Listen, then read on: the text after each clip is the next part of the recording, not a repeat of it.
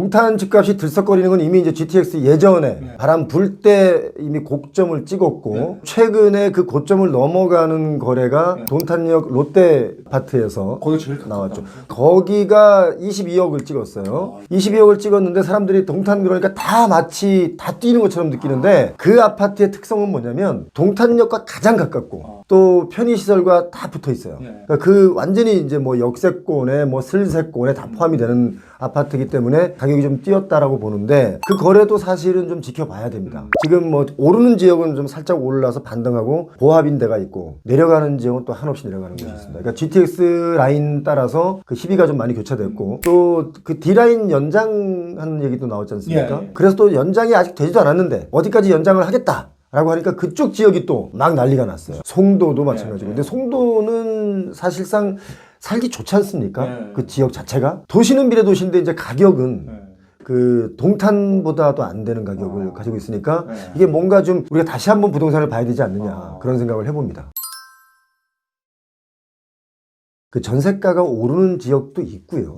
그 전세가를 인위적으로 올리는 지역도 있습니다. 전세 가격이 급락하거나 또는 뭐 새로운 전세 임차인을 맞추려면 돈을 돌려줘야 되잖아요. 돌려주지 못하는 곳이 꽤 있단 말이에요. 그렇죠. 그러니까 오히려 전세를 좀 올리자. 그래서 너는 좀 더 대출을 받아라. 그렇게 해서 협의해서 올라가는 경우 저희들에게 그런 제보가 많이 옵니다. 실제로 그렇게 해서 올려서 전세 거래를 했다, 계약을 했다 이런 분들이 많이 있어요. 그러니까 그런 수요도 있기 때문에 지금 전세가가 계속 올랐다고 지금 지표상 나오는데 거기는 아마 그런 숫자도 많이 포함되어 있을 것이다. 그런데 앞으로 전세가는 제가 볼 때는 하락할 수 있는 요인들이 많이 있다. 갭투자 지금 하시는 건 사실 할 짓이 아닙니다. 집값이 급등할 때 보통 갭투자를 이제 미리 이제 하거든요. 21년, 20년, 22년 뭐 이럴 때 급등할 때는 그 가격에 맞춰서 많이 뛰었어요. 그래서 뭔가 이익을 좀 봤는데 지금은 집값이 오른다 한들 급등하지 않는다. 매매가보다 전세가가 비싼 지역이 꽤 있어요.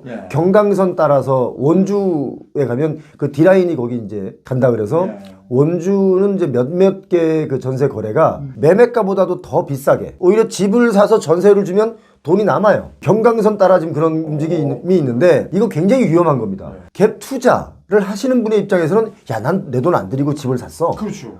라고 할 수 있고 물론 세금은 뭐 내야 되겠지만 만약에 그게 역전세가 나서 돈을 못 돌려주면 본인이 다른 사람에게 누군가에게 피해를 주는 일이지 않습니까? 내 집을 갖고자 하는 욕구는 있으나 상대방에게 피해가 된다는 일들은 하지 않았으면 좋겠다. 그래서 전세가가 너무 비싸면 그 집 말고 다른 집으로 전세를 얻는 게 좋습니다.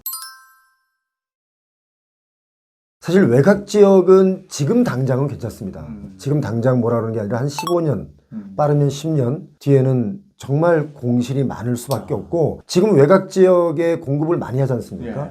왜냐면 이제 아파트만 지으면 그냥 분양이 다 되니까 그리고 뭐 주거용 오피스텔이다 뭐다 이런 것만 지으면 그냥 다 분양이 되니까 그 21년에 땅을 사서 땅을 막 작업을 해서 외곽에 많이 지금 아파트를 이제 짓고 분양들을 하지 않습니까? 그건 사실 좀 먼 장기적인 측면에서 보자면 좀 위험하다. 대신 인구가 줄어드는 대신 한 가지 늘어나는 게 있습니다. 세대 수가 좀 늘어나요. 왜냐면 독립하는 그 분들이 많다 보니까 독립해서 세대수는 늘어나는데 인구가 줄어드는데 인구 줄어드는 폭이 너무 크다 보니까 세대수가 늘어나는 게 결국은 전체 가구수로 보자면 세대수로 보자면 또 역시 그 역시 줄어든다. 그래서 좀 교통이 안 좋다든지 이런 데는 좀 위험한 시기에 와 있다. 그냥 정책적으로만 보자면 어차피 선거 끝나기 전에는 많은 그 이제 푸른 꿈들을 줘야 되잖아요.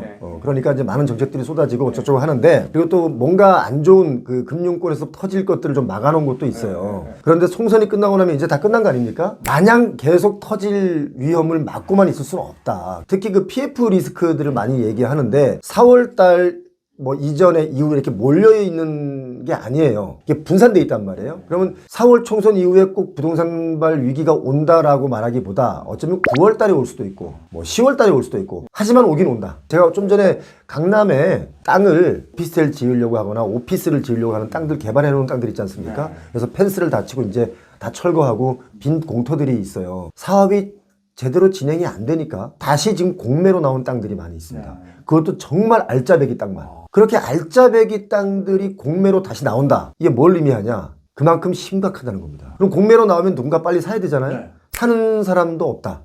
사는 주체가 없다. 왜? 계속 사업을 진행하기 어려우니까. 이제 그 20년, 21년에 그 분양을 하면 다 분양이 됐지 않습니까? 네. 지금은 저희가 하도 얘기해서 그런 건지 그 옥석을 잘 가릴 줄 아세요, 우리 시청자분들이. 그래서 분양 안 받는 건 안 받아요. 물론 미래 가치적인 측면으로 따진다면 지하하고 네. 경부고속도로 거기도 네, 지하하고 경부고속도로. 네, 맞아요. 그러면 뭐 그 주변 땅값 뛰고 네. 뭐 살긴 좋아지지만 네. 아직 좀 먼 미래다. 그러니까 이런 문제로 너무 처음부터 그 투기꾼들이 바람 잡아가지고 막 집값 띄우고 또 본인들이 막 사놓고 이걸 비싸게 팔려고 막 홍보하고 이런 걸 좀 안 했으면 좋겠습니다. 얼마 전에도 보니까 여기 은평구에서 네. 개발을 이렇게 하는데 그 안에 도로가 있지 않습니까? 그 도로를 산 거예요, 누군가가. 사서 평당 300만 원에 사서 몇 천만 원에 판 거예요. 근데 거기 그 땅을 샀다고 해서 재개발을 할 때 그 주택을 주지 않습니다. 그런데 그 땅에 남들이 속아서 산 거죠. 한남 5구역에 이제 개발 호재가 있으니까 네. 거기 도로 몇 평 뭐 얼마 이렇게 나왔던데 네. 그런 거 사면 안 되는 거예요? 자, 일단 그거 여러 가지의 산 넘고 산 넘어가는 길들이 필요해요. 뭐 물론 막 들어 눕고 막 나 이거 아니면 죽을 것 같아 막 이렇게 나오면 뭐 도로 몇 평 있는 분들에게 줄 수 있겠지만 지금 현재로는 그런 게 없습니다. 그런데 앞으로는 뭐 어떻게 바뀔지 모르겠지만 그러니까 그런 희망을 가지고 막 도로 몇 평 심지어 0.1평 집 하나를 막 20명이 쪼개서 사고 이런 것은 사전에 그럼 미리 만약에 아마 그런 법이 지금 있을 거예요. 제가 지금 그 지역별로 좀 다르긴 한데 어떤 날짜 이후에 그런 것들이 벌어지면 다 못하게 돼 있는 겁니다. 그걸 잘 따져보고 하셔야지 막 들어가시면 안 됩니다. 사람들이 부동산을 갖고자 하는 열망이 있다 보니까 부동산에 특히 사기꾼이 많습니다. 다른 업종보다 유독 많은 이유가 보니까 일단 돈의 그 크기가 크고요. 뭐 한 번 잘 사기치면 돈 좀 버니까 참 많습니다. 이거 조심하셔야 됩니다. 돈을 버는 일도 중요하지만 리스크 관리가 더 중요하다 지금. 일기 신도시 경우는 이제 재건축을 할 때가 다 됐지 않습니까? 그러다 보니까 재건축이 너무 많은 넓은 광범위한 지역에서 재건축이 이루어져야 된단 말이죠. 네. 하게 된다면. 그리고 재건축을 했을 때 빨리 진행이 되려면 용적률을 올려줘서 그 조합원들이 큰 돈 들이지 않고도 일반 분양을 통해서 이익치를 좀 상계해서 호수를 더 짓는 거죠. 용적률을 올려서. 일기 신도시 어디입니까? 분당, 일산, 평촌, 산본. 뭐 이런 지역이 전체적으로 만약에 재건축을 한다. 그러면 용적률을 다 올려줘야 되지 않습니까? 네. 다 올려주면 그 많은 집은 누가 다 삽니까? 인구 있습니까? 돈이 있습니까? 재건축 추가 분담금도 대출을 해준다 그러지 않습니까? 네. 자, 그러면 나이가 70이라고 가정해요. 70인 분에게 재건축 분담금 5억을 대출해주면 그분 뭘로 그걸 갚습니까? 계속 빚으로만 해결할 수 없다. 일기 신도시가 노후된 건 사실이고 재건축을 해야 됨에도 불구하고 건축비가 부담이 돼서 그 건축비가 부담이 되기 때문에 그걸 좀 줄여주려면 용적률을 올려줘야 되는데 마냥 다 올려주면 인구보다 많은 아파트가 생기면 물론 그러면 집값은 떨어지겠죠. 아마 그게 좀 힘들지 않을까. 금리가 하락하면 집값은 뛴다. 네. 이거는 이제 초저금리 시기에 그야말로 시장의 어떤 재화의 가치가 뛰는 것과 금리의 이 가치가 있는 거하고 이 서로 갭이 좀 있을 때는 막 돈을 빌려서 막 샀어요. 금리가 낮으니까. 지금 현재 금리가 좀 하락한다고 해도 초저금리 시대 때와는 좀 더 높은 금리이기 때문에 금리가 좀 살짝 떨어진다고 해서 갑자기 집값이 급등하지 않는다. 지금 급등할 수 있는 조건들을 못 갖추고 있다라는 게 제 의견입니다. 이게 아마 제가 생각할 땐 좀 장기간 몇 년간 보합 상태나 보합 하락이거나 또 어떤 지역에 따라서는 뭐 보합에서 살짝 더 비싼 가격에 거래가 되는 경우도 있겠죠. 고가의 주거용 부동산을 분양을 하면 이제 돈 가진 사람들이 있어요. 현금을 많이 가진 사람들이 부자가 생각보다 많습니다. 100억이야?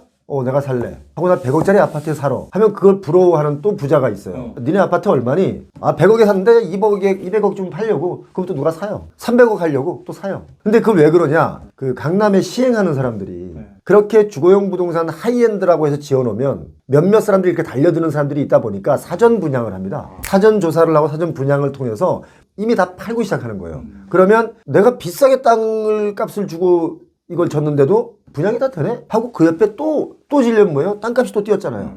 그럼 부르는 대로 주는 게 아니고 땅값을 부르는 것보다 더 줘요. 왜냐면 얘 시행사에서 와서 살까봐. 그러니까 땅값이 마구 뛰는 거예요. 솔직히 아무리 비싸도 한 20억에 분양하면 될 걸 60억, 70억, 120억, 150억에 분양하는 거예요. 그래서 제가 솔직히 그런 말씀을 한번 드리고 싶었어요. 세무조사 한번 해보자. 표용OTV를 진짜 이 정책 만드시는 분들도 많이 보거든요. 그래서 제가 세금조사 한번 해보자. 왜냐면 정당하게 돈을 벌어서 정당하게 내가 내 집을 사는데 뭐 초고가든 말든 그럼 시장경제에서 충분히 누릴 수 있는 자유죠.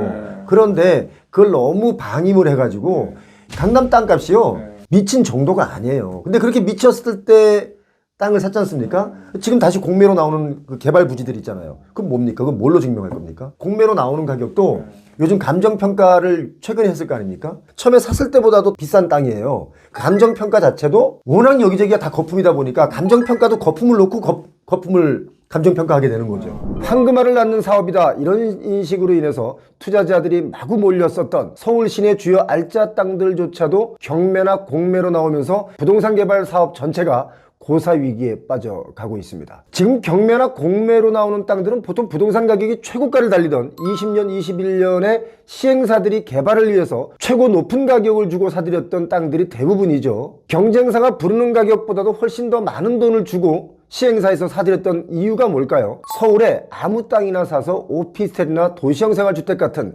주거용만 짓기만 하면 완파를 했기 때문입니다. 중요한 것은요, 그렇게 자신있게 추진하던 그 땅들이 개발 사업이 진행이 안 되면서 경매나 공매로 지금 마구 쏟아지고 있다는 겁니다. 서울 성동구 도선동에 복합건물 부지가 공매로 나왔죠. 이 땅은 삼부토건이 시공을 맡았었는데 이 도선동이라는 곳은 한양대학교 인근입니다. 이 땅을 사서 개발하기로 한 A 시행사가 기한이익 상실에 걸렸습니다. 이 기한이익 상실이라는 것은 여러분께서도 알아두셔야 할 용어인데요. 특정 상황에서 채권자가 채무자에게 빌려준 대출금을 만기일 전에 조기 회수하는 것을 말합니다. 기한이익 상실에 걸릴 경우 대출금 전체에 대해서 3% 정도의 가산이자가 또 붙게 되죠. 한마디로 이자를 제때 갚지 못하면 개발 사업을 성공할 수가 없는 거죠. 그래서 오피스텔과 근린생활시설로 이 땅을 개발할 예정이었는데 대출 이자 못 갚고 원금 상환에 어려움을 겪게 되니까 기한이익 상실 사유가 발생하면서 대주단이 공매를 통해서 자금 회수를 하기로 한 것입니다. 오피스텔과 근린시설을 지으려던 성동구 도선동 이 땅은 776평입니다. 지난달 감정평가업체에서 평가한 금액을 보니까 한 701억 원 정도로 책정이 됐는데 최저 입찰가는 이보다 84억 원 정도 높은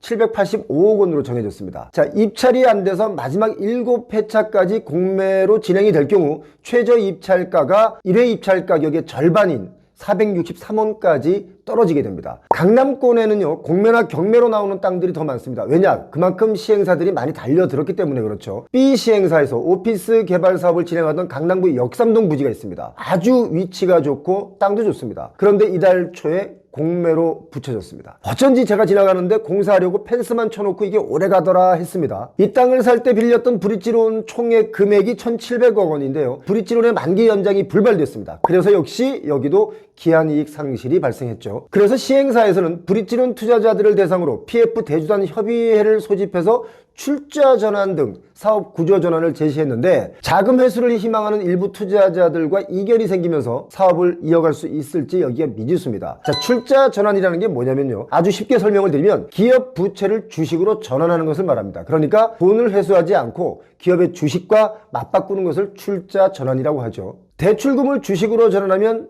돈을 빌려준 금융권은 채권자에서 주주로 입장이 바뀝니다. 개발 사업이 나름 용이하다 싶으면 출자 전환에 응해서 주주로서 개발 사업의 이익을 공유할 수 있겠지만 요즘 상황은 같이 망하기 십상입니다. 그래서 안 받는 겁니다. 사실 지금 말씀드린 역삼동 부지나 도선동 부지는요, 21년 부동산 땅값이 최고가를 찍을 때 그 시기에는 막 서로 사려고 난리가 난 땅이었습니다. 역삼동 우성아파트 사거리 이 땅 말고도 많이 경공매로 나와 있습니다. 우량 투자처다, 아주 투자만 하면 돈을 번다, 이렇게 여겨지던 강남권 오피스 개발도 채무불이행, 디폴트에 내몰린 것은 어쩌면 이번이 처음이다 라고 봐야 됩니다. 강남 지역의 경우는 자료상, 그러니까 이 페이퍼로 된 자료를 보면 오피스 공실률이 제로에 가깝기 때문에 준공 이후에도 안정적으로 임대 수익을 기대할 수 있었다고 하지만 지금 현실은 그렇지 않다라는 것을 반증하는 큰 사건이라고 볼 수 있습니다. 서류에 나와 있는 데이터들을 보면 공실률이 거의 없다고 나오지만 직접 발품을 팔아보면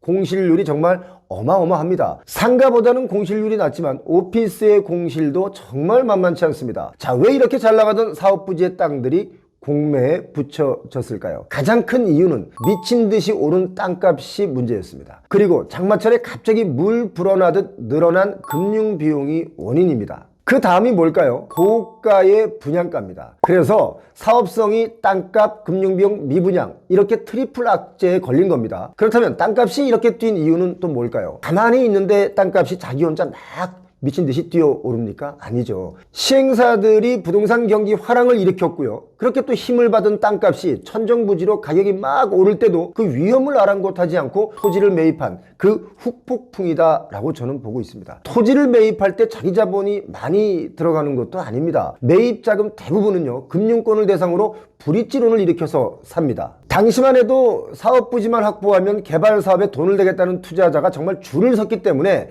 자기 자본, 그러니까 에쿼티가 없어도 가능할 정도였습니다. 심지어 어떤 시행사 대표는 이런 말도 했습니다. 등기부등본 때 보는 700원만 있으면 땅을 살 수 있다. 뭐 이렇게 얘기할 정도였으니까 땅을 팔겠다는 매도 의향만 받아오면 그러니까 무조건 다 가능했던 겁니다. 그러나 2019년, 20년 이 이후에 인건비 올랐죠. 자재값 올랐죠. 금리 인상됐죠. 이런 여파로 인해서 공사 비용이 마구 치솟으면서 상황이 180도 달라졌습니다. 기준금리가 오르고 브릿지론 이자 비용이 막 불어나면서 개발 사업의 수익성도 완전히 꺾이기 시작했습니다. 부동산 경기가 완전히 꼬꾸라지면서 그동안 완판을 기록했던 오피스텔, 뭐 이런 아파트 대체 상품들도 미분양이 대거 발생하고 있고요. 그렇기 때문에 자금 회수가 어려운 사업장에는 PF 대출 자체를 해줄 투자자가 없어진 겁니다. 원래 역삼동 이 땅은요, 오피스텔로 인허가를 받았었죠. 그런데 오피스텔이 분양이 안 되니까 뭐예요? 오피스로 계획을 변경했던 겁니다. 땅을 살 때 빌렸던 브릿지론, 그 금리가 7%에서 최대 12%까지 올랐습니다. 그러니까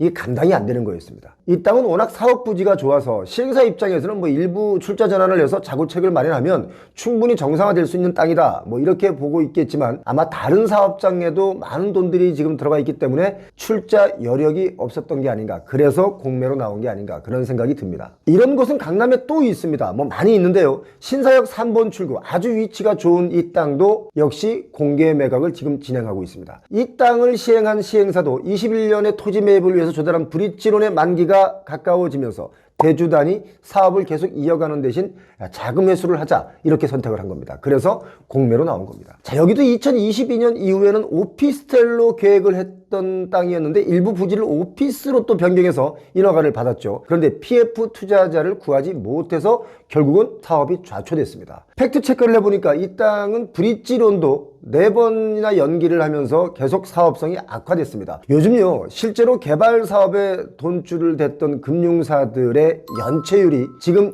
역대 최고치입니다. 특히 높은 이자를 노리고 손실 가능성이 컸던 그 중순위, 후순위에 주로 투자한 증권사, 캐피탈, 저축은행 이렇게 제2금융권의 위험이 아주 높아졌습니다. 그래서 금융사에서 이런 땅들을 이제 막 정리하기 시작했는데 특히 착공으로 넘어가지 못하고 브릿지론만 여러 번 연장하고 있는 그런 사업장이 1순위로 정리될 것 같습니다. 자, 정리할 건 정리를 해야 부동산 시장이 다시 좋아질 수 있다, 저는 그렇게 보고 있는데요. 보통의 부동산 개발이라는 것은요, 시행사들이 신탁사에 그 사업을 맡깁니다. 개발 신탁이라고 하죠. 그리고 또 금융기관, 대주단으로부터 브릿지론으로 대출을 받아서 땅을 사는 방식으로 진행이 되는데, 돈 빌려준 대주단은 개발 사업이 회생 가능성이 없다고 판단되면 대출금의 일부를 회수하기 위해서라도 신탁사에 공매를 의뢰하게 됩니다. 신탁사에서 땅을 공매로 많이 내놓는다, 이것의 의미는 PF 대출 연장이나 상환에 실패했다, 이렇게 보시면 됩니다. 자, 여기서 정말 중요한 거 하나가 있죠. 공매는 쏟아지고 있는데 낙찰되는 물건이 거의 없다는 겁니다. 공매 사이트 온비드를 보니까 올해 들어서 770건의 공매가 진행 중이었는데 낙찰된 건이 단 12건에 불과합니다. 낙찰률이 1.5%라는 겁니다. 강남 노른자 이 땅도 뭐 마찬가지로 유찰되고 있습니다. 서울 서초구의 영동프라자 1660평의 이 땅은요, 여러 차례 유찰되면서 최저 입찰가가 반토막이 났는데도 불구하고 이걸 사려는 사람들이 없습니다. 자, 반값에 산다고 해도 답이 안 보이기 때문에 안 사는 거죠. 그럼에도 불구하고 부동산 경기가 이렇게 꺾였는데도 불구하고 한번 오르기 시작한 건물들의 가격은 내려가질 않고 오르고 있다는 게 참 아이러니한 현상입니다. 작년 23년에 거래됐던 그 삼성동 위워크 빌딩은요, 2020년에 780억 원에 거래가 됐었는데 3년이 지난 작년에는 950억 원에 다시 팔렸습니다. 대략 한 22%가 올라서 거래가 됐죠. 그리고 역삼동 KG타워는 2018년에 946억 원에 거래가 됐고 23년에는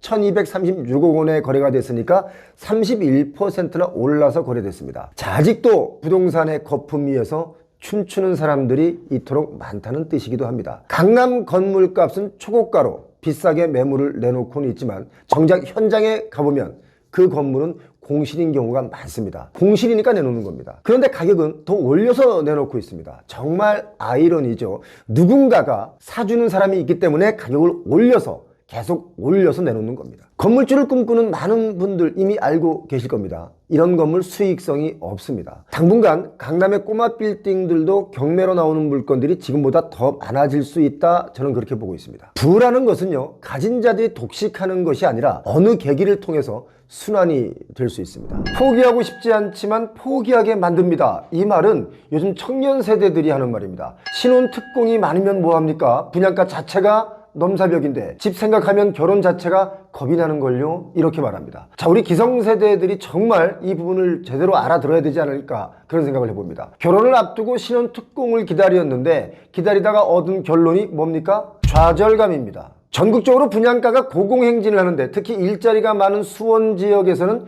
최근 4개월간 공급된 아파트 3곳의 분양가가 평균 8억 6천만 원에서 한 10억 선, 전용 84제곱미터의 경우가 그렇습니다. 신혼부부에 대한 정부 지원 정책 기준이 9억 원인데요. 분양가는 가까스로 그것을 채우거나 여기다가 옵션을 좀 넣으면 9억 원을 훨씬 더 웃돌게 되죠. 신혼부부가 9억이 있다면 재벌입니다. 이제 막 사회생활을 하고 사랑해서 결혼을 하려고 보니까 수도권에서는 9억짜리 집을 사려면 자기 자본이 최소 한 5, 6억은 있어야 되는데 젊은 세대가 그 돈이 어디 있겠습니까? 우리나라 가구당 평균 자산이 5억이지 않습니까? 대다수의 젊은 청년 세대가 그 돈이 있을 리가 없죠. 지금 5, 60대 되신 여러분, 혹시 여러분 결혼하실 때 그 정도 돈이 있으셨습니까? 거의 90% 이상의 분들이 그 정도 돈 없이 시작하셨을 겁니다. 요즘은 분양가가 뛰면서 신혼부부가 청약시장에서 멀어지고 있습니다. 가까이 가고 싶어도 갈 수가 없는 거죠. 물론 기성세대들은 그렇게 말하죠. 신혼집을 왜 꼭 새 아파트를 고집하느냐, 일단 작은 집부터 시작해라, 이렇게요. 그런데 작은 집이라고 해도 싼 것은 아닙니다. 지난해 서울 아파트의 평균 분양가가 전용 84제곱미터의 경우 11억 2천만 원이 평균입니다. 그리고 지방의 경우는 5억 4백만 원 정도 하는데요. 이 분양가는 최근 4, 5년 전보다 한 30% 이상은 뛴 가격이 이렇습니다. 2018년부터 분 이 부동산 광풍이 결국 이렇게 만들었습니다. 2019년만 해도 지방에서는 3억 5천만 원대로 국민평수, 그러니까 전용 84제곱미터의 신축을 마련할 수 있었는데, 그런데 이제는 인구 소멸 지역에서조차도 5억 원 이하의 분양가는 없습니다. 분양가가 왜 이렇게 올랐느냐? 자재비, 인건비 등 공사비가 급격히 뛰어오르면서 분양가를 밀어 올렸죠. 자, 시멘트 가격을 볼까요? 최근 3년 새 40%나 올랐습니다. 시멘트 값이 2021년에는 톤당 한 78,800원 정도 했는데 작년 23년 말 기준에는 11만 2천 원으로 껑충 뛰었습니다. 아마 올해는 더 뛸 거라고 보는데요. 또 분양가가 오른 이유 중에 하나가 요구되는 삶의 질은 높아졌기 때문에 층간소음의 기준이 강화되었죠. 자, 그렇기 때문에 공사비는 또 올라갑니다. 건축비는 계속 올라가는 일만 남았습니다. 지난 2년간 집값은 내려가고 있었지만 분양가는 주변 집값을 아랑곳하지 않고 계속 급등했습니다. 건축비 상승은 서울과 지방 모두 마찬가지인데, 자, 공사비가 오르면요, 서울 수도권보다는 오히려 지방이 분양가에 더 큰 영향을 줍니다. 서울은 분양가 중에 땅값의 비중이 높은데 지방의 경우는 분양가 중에 땅값의 비중이 좀 적기 때문에 지방이 공사비가 올라간다면 더 타격을 심하게 받는 곳이 바로 지방이죠. 올해 전국에서 분양한 1000가구 이상의 아파트를 기준으로 건축비를 분석해 보니까 전용 84제곱미터의 경우 지방 아파트의 건축비는 최소 3억에서 4억 정도 했습니다. 지방 아파트별로 자세하게 건축비를 좀 보니까 광주 위파크 1구 공원 아파트, 여기는요 건축비만도 4억 5,100만 원이 들었습니다. 충남 두정역 힐스테이트 아파트, 여기는 3억 2천만 원이 들었습니다. 경북 더샵 상생공원 힐스테이트, 이 아파트는 3억 2,500만 원이라고 나와 있습니다. 허그에 보면 이 자료가 다 나와 있죠. 한번 참고해 보시기 바랍니다. 이렇게 되니까 지방의 경우는 땅값을 합쳐서 5억 이하로는 분양이 어렵게 된 겁니다. 이렇기 때문에 결혼을 앞둔 젊은 청년 세대들이 불만이 나올 수밖에 없죠. 분양가가 비싼 건 서울역인 줄 알았다, 지방도 5억 이하가 없는데 분양을 어떻게 받습니까? 이런 불만이 나올 수밖에 없는 겁니다. 최근 분양한 수원 지역의 영통자이 센트럴파크 이 아파트의 경우를 보니까 일반 공급 경쟁률이 최고 10대 1위였습니다. 그런데 신혼부부 특공이 121가구를 모집했는데 이거요 대거 미달랐습니다. 수원 영통지구의 경우는 삼성이 있기 때문에 젊은 청년들도 연봉을 많이 받으니까 이거 뭐 분양하면 잘 팔릴 거야 라고 생각하지만 그렇지 않습니다. 모든 월급을 집 사는 데 쓰면 사람이 어디 살아갈 수 있겠습니까? 뭐 집만 가지고 있으면 부자 됩니까? 아무리 세계적인 글로벌 기업 삼성 직원이 많은 지역이다 하더라도 분양가 10억을 감당할 신혼부부가 과연 몇이나 있겠습니까? 수원뿐만 이런 게 아닙니다. 충남 천안 지역에 지난 2월에 힐스테이트 두정역 제가 좀 전에 말씀드렸죠. 여기 분양가를 보니까 이건 뭐 집 사지 말라는 얘기와 똑같습니다. 신혼특공이 전용 84제곱미터로만 본다면 154가구가 공급이 됐는데 분양가가 5억 5천만 원이었습니다. 뭐 취득세, 옵션비 이런 걸 생각하면 결국 취득 가격이 한 6억 원은 넘게 되겠죠. 제가 30살 때 재산이 현금으로 한 1,500만 원 정도 있었던 걸로 기억합니다. 지금 시점으로 보자면 대략 5천만 원 정도 되려나요? IMF 때 1,500만 원이었으니까 지금 돈으로 얼마쯤 될까요? 우리 구독자님들 중에는 이런 계산이 아주 빠르신 분들이 많이 계신데 댓글로 그때 1,500만 원이면 지금 얼마다 이렇게 좀 달아주시면 고맙겠습니다. 선뜻 지금 막 계산이 안 됩니다. 아무튼 그때 당시 마포의 아파트 43평 분양가가 3억 선이었습니다. 그때 그걸 살까 하고 가봤다가 이거 내가 가진 돈으로 이걸 산다면 그냥 화장실만 내 집이 되는 거였다. 이렇게 제가 기억하는 게 그때 그 기억이었습니다. 아무튼 그때 그 아파트를 친구들과 여럿이 가서 구경을 하고 샀습니다. 다른 사람들이.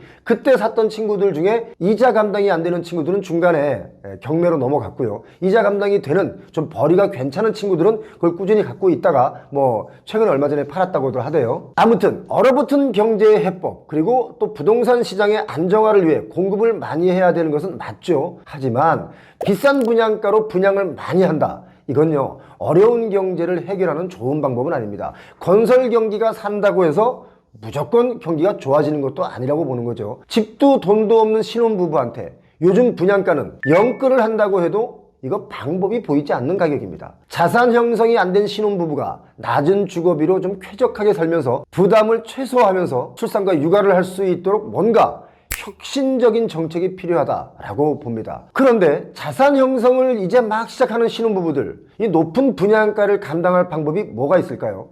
영끌 대출밖에 없습니다. 그런데 그렇게 대출을 해주는 것은 뭐 좋긴 하겠지만 제가 볼 때는 미봉책일 뿐이다. 결국은 그 대출 이자에 허덕이면서 생활비를 줄여서 살아야 하는데 그렇기 때문에 경기가 안 돌아가는 것이다. 저는 그렇게 보고 있습니다. 평균 분양가가 10억이 넘는 수도권에서는 신혼부부는 아예 청약을 포기합니다. 신혼부부 특별 공급은요 수도권과 지방을 가리지 않고 지금 인기가 없습니다. 뭐 일산의 휴먼빌 일산 클래스1, 천안의 힐스테이트 두정역 제가 앞에서 말씀드렸죠. 광주 송암공원 중흥 S클래스 SK뷰 참 이름이 길어요. 뭐 상무지구의 양우내안의 퍼스트 이런 곳은요 신혼부부 특공이 줄줄이 미달로 끝났습니다. 이렇기 때문에 지방의 미분양은 어떻습니까? 시간이 가도 해소가 안 되고 갈수록 더 늘어나고 있습니다. 분양을 계획했던 회사들도 이제 분양을 잠시 좀 멈추고 좀 시일 뒤로 미루는 회사들이 많이 있는데요. 분양을 많이 하는 거 참 좋습니다. 그래야 집값이 조금 하향 안정화 될 수 있는데 중요한 건 이 분양가가 문제라는 거죠. 분양가를 낮출 수 있는 방법 여러분 혹시 해법 가지고 계십니까? 그 방법이 있다면 댓글로 공유해서 다 같이 토론 한번 했으면 좋겠습니다. 제가 볼 때는 일단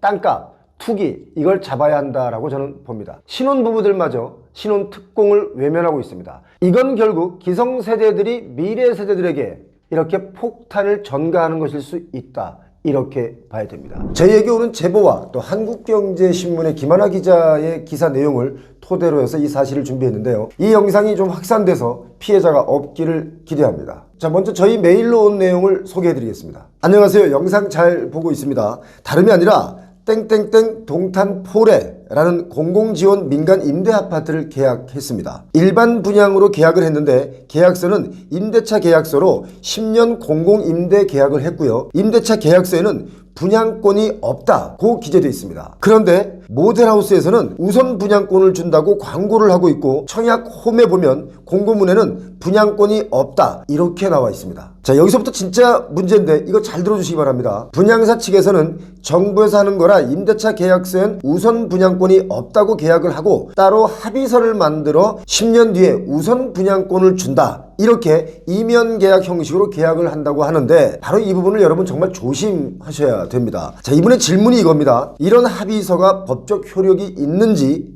또 우선 분양권과 10년 동안의 전세 기간 동안 임대료 증액이 없으려면 4,600만 원짜리 풀옵션을 선택해야 하는 상황이라 주변 시세보다 더 비싼 금액으로 전세를 살아야 하는 상황인데 이게 맞는 건지 모르겠습니다. 그래서 제보드렸습니다. 지금 사실 이 내용처럼 계약하고 마음앓이 하시는 분들이 상당수가 있습니다. 이거 여러분 정확하게 알아보셔야 되는데요. 이게 어떻게 민간 임대 아파트입니까? 그쵸? 이것저것 옵션을 넣어야만 중간에 임대료 증액이 없다. 이것 자체가 이상한 일 아니겠습니까? 그리고 분양사무실에서 하는 말을 여러분 다 믿으시면 정말 안 됩니다. 그분들은 나중에 책임을 지지 않습니다. 분양하고 나가면 끝인 거예요. 그분들은 아무 책임이 없습니다. 아시겠죠? 시행사, 시공사, 분양사 엄연히 다른 회사라는 것을 꼭 인지하시기 바랍니다. 자, 그리고 또 다른 피해 사례를 여러분께 알려드릴 텐데 이런 것도 여러분 정말 믿으시면 안 됩니다. 믿고 싶지만 결과론적으로 말하면 믿지 못하는 상황이 생긴 겁니다. 최근에 아파트 청약을 넣고 본 청약 계약금을 마련하기 위해서 이 주거 형태를 월세로 바꾸시는 분들 많이 있었죠. 그마저도 또 계약금 준비가 안 된 분들은 퇴직금을 미리 받으려고 다니던 직장을 그만두신 분들마저 있습니다. 그런데 갑자기 청약 일정이 미뤄지고 연기되면서 이거 아주 곤란해졌습니다. 문제는 단순하게 곤란해졌다 이 정도가 아니라 삶의 방향이 완전히 바뀌었습니다. 자, 2021년 사전 청약을 받고 3년이 지난 다음 달 4월에 본 청약이 예정돼 있던 신혼희망타운 아파트가 일정이 갑자기 연기됐는데, 자, LH에서는 이 공사 과정에 문제가 생겼다 이런 이유를 들고 있습니다. 본 청약을 불과 2주일 앞두고 통보를 했기 때문에 사전 청약 당첨자들은 이 계획에 차질이 생길 수밖에 없겠죠. 그래서 이분들이 한마디로 이렇게 얘기합니다. 인생이 꼬였다. 이렇게 얘기합니다. 여유 자금이 부족한 당첨자들은요, 좀 부담이 크지만 이걸 감수하면서도 본 청약을 아주 열심히 준비를 해왔는데 하루아침에 날벼락을 맞은 겁니다. 한국경제 김하나 기자의 취재 내용을 보니까 희망타운 당첨자 A씨는 본 청약에 내야 할 계약금을 마련하려고 작년 10월에 군포 아파트 전셋집을 빼서 오피스텔 월세로 옮겼다 이렇게 얘기했습니다. 전세 대출을 상환하게 되면 돈이 부족하니까 부인의 10년짜리 청약 통장까지 해지해가면서 돈을 끌어 모아서 정말 있는 돈 없는 돈 다 끌어 모아서 준비를 했는데 본 청약을 미루겠다 이런 안내문을 읽자마자 화가 나서 그냥 찢어버렸다고 합니다. 자, 문제의 핵심 이걸 좀 들여다보면 LH에서 본 청약 연기 통보를 2주 전에 했는데 내용이 뭐냐면 앞으로 최소 3년을 연기를 합니다 이렇게 통보를 한 거예요. 1, 2주 한두 달 연기가 아니라 무려 3년 연기를 한 겁니다. LH는 최근 군포 대야미 A2 지역에 신혼희망타운 사전청약 당첨자들에게 본청약 지원 안내문을 보냈는데요. 다음 달로 예정됐던 본청약이 2027년 상반기 중으로 미뤄진다 이런 그 내용이었습니다. LH의 이야기는 부지 내에 고압 송전로 이설을 이유로 3년을 연기한다고 했는데 이설 공사가 늦어질수록 계속 더 지연될 수 있다 이런 입장입니다. 자, 군포 대야미 신혼희망타운 아파트 신혼부부 특화형 공공주택이죠. 2021년 10월에 군포시에서 2년 이상 거주자를 대상으로 952가구를 공급했는데 이게 1.9대 1의 경쟁률을 기록했었습니다. 신혼부부들의 꿈이기도 했습니다. 자, 진짜 문제는 이겁니다. 당시 추정 분양가는 전용 55제곱미터의 경우 3억 5,857만원, 전용 59제곱미터의 경우는 3억 9,443만원이고요. 2024년 4월, 그러니까 다음 달이에요. 이제 곧 시작하는 거죠, 원래는. 이때 본청약을 하고 27년 1월에 입주할 계획이었습니다. 자, 이게 이제 예정이 뒤로 많이 밀렸지 않습니까? 이렇게 되면 분양가 산정도 다시 하게 될 수 있는데 이러면 분양가가 더 올라가서 청약 넣으려는 신혼부부들은 이 집을 포기해야 될 수도 있는 것이죠. 자, 사람들은 이런 생각을 하는 겁니다. 송전선로 문제는 갑자기 발생한 일이 아니라 처음부터 계속 있었던 문제인데 그걸 이제 와서 그걸 구실로 삼아서 미룬다. 그럼 그동안 일을 안 했다는 의미 아니냐? 그런 거죠. LH가 본청약을 3년 미루면 21년에 청약을 받아서 2030년 이후에 입주하는 꼴이 되는데 안내문을 보면 2030년 입주도 보장되지 않는 것이 아니냐? 그렇습니다. 또 연기될 수 있다고 하니까요. 자, 이렇게 되면 나이만 들고 자녀 계획은 완전히 꼬였다, 이렇게 분통을 터뜨리는 분들이 있는 겁니다. 자, 여기서 많은 분들이 분통을 터뜨리는 이유 중에 하나가 LH는 일을 하지 않았다 이겁니다. LH에서는 송전로 이설에 대해 한국전력이 협의에 응하지 않았다, 이렇게 얘기를 하고 있는데 한전은 사실 무근이다, 또 이렇게 반박을 하거든요. 자, 이 사건은요, 누구 말이 맞냐 안 맞냐 이것보다 더 중요한 건 안일한 행정, 남의 일 보듯이 한 행정, 이것이 저는 문제라고 봅니다. LH에서는 송전선로 이설 문제를 한전이 지중화 그 계획에 협력을 안 했다, 또 한전은 사실 무근이다, 이렇게 옥신각신하는 동안 사전 청약을 받은 LH는 구제 방안조차 고려하지 않고 있었다, 이게 문제입니다. 왜 책임에 그토록 소홀한지 묻고 싶습니다. 왜 그토록 소홀했냐라는 의미로 여러 기자들이 취재를 시작하자 LH에서는 또 이런 말 합니다. 지금 이 말 들으면 약간 좀 화가 날 수 있는데, 사전 청약은 단순한 예약 개념일 뿐 계약 관계가 아니기 때문에 LH가 보상할 근거가 없다, 이렇게 말합니다. 하하, 무책임한 거죠. 당첨자 중에는요, 계약금을 준비하려고 잘 다니던 직장을 그만두고 퇴직해서 퇴직금을 받아서 준비하신 분도 있습니다. 그래서 사과드린다, 이렇게 한 줄로 끝날 문제가 아니다, 이렇게 말하는 겁니다. 인생이 바뀐 겁니다. 또 이런 분들도 있습니다. LH에 전화해서 따졌더니 아직 미계약이라 청약 통장이 사용 안 됐으니까 다른 청약을 한번 넣어봐라, 이런 답이 돌아왔다는데, 신혼희망타운 아파트를 기다리면서 다른 청약을 지나쳤을 거 아니겠습니까? 그냥 패스했을 거 아니겠습니까?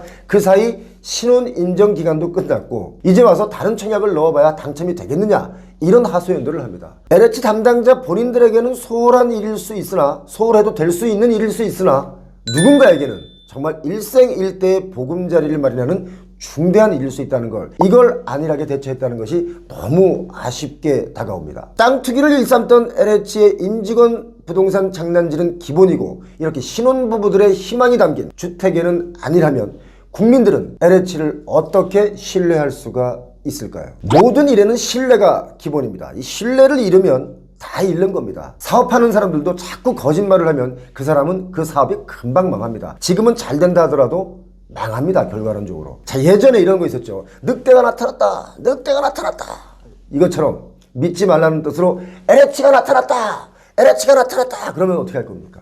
그럼 끝난 겁니다. 지금 분위기가 그 분위기입니다. 너무 많은 신뢰를 잃어갔지만 신뢰 회복에는 그닥 노력을 하지 않는 것 같다, 이게 여론입니다. 부동산의 최일선의 전문가들이 모여있는 집단, 이 기관인 LH가 이렇게 일 처리를 하면 이건 정말 답이 안 보이는 기관이다, 저는 그렇게 봅니다. 신혼부부 희망타운이 희망 고문타운이 아니라 정말 희망을 주는 그런 아파트로 서둘러 지어지길 희망합니다.